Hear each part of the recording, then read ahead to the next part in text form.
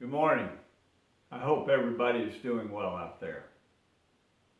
I was thinking this week about words of encouragement, encouraging things that people have said to me. And I look back over my life and a lot of people have said encouraging things to me and encourage me every day. And many of you do.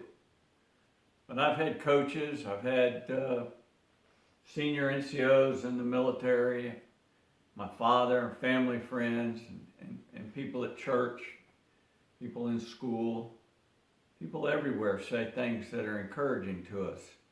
But when I was a young child, I was young, and I may have said this before in a video, I don't know, but I was down front one Sunday night, going to read a scripture, I believe, in the worship service, and I was really nervous.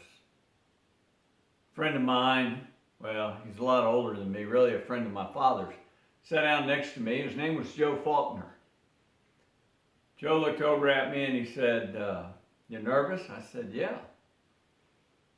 He said, "Well, just remember this. The people that ask you to do this, if they didn't think you could do as good a job as anybody else, they wouldn't have asked you." He said, "So just take a deep breath, get up there and let them have it." Those words I've carried with me a long time doing public speaking.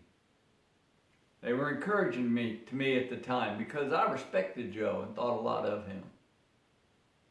The Apostle Paul in 2 Timothy chapter 1 writes about encouraging Timothy. Paul writes to encourage Timothy.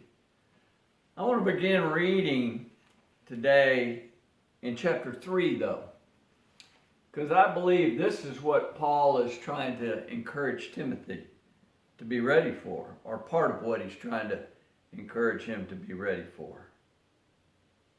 See if you don't think this sounds a lot like today. Chapter 3, verse 1. "But mark this, there will be terrible times in the last days. People will be lovers of themselves." Yeah.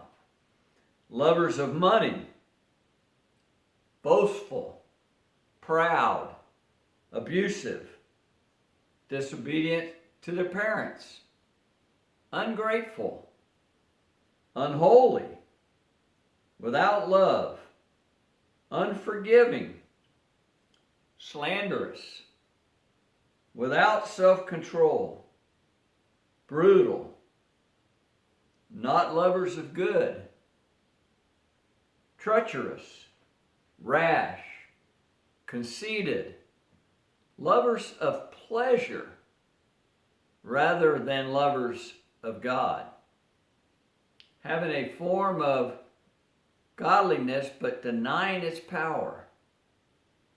Have nothing to do with them." But look at the words that Paul writes in 2 Timothy chapter 1 in verse 7.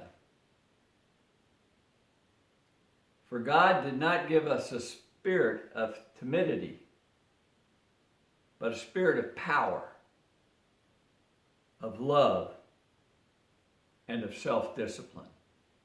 You know, when I look at discipline, it's real easy to cultivate some kinds of discipline, but self-discipline is probably one of the hardest disciplines for us to master.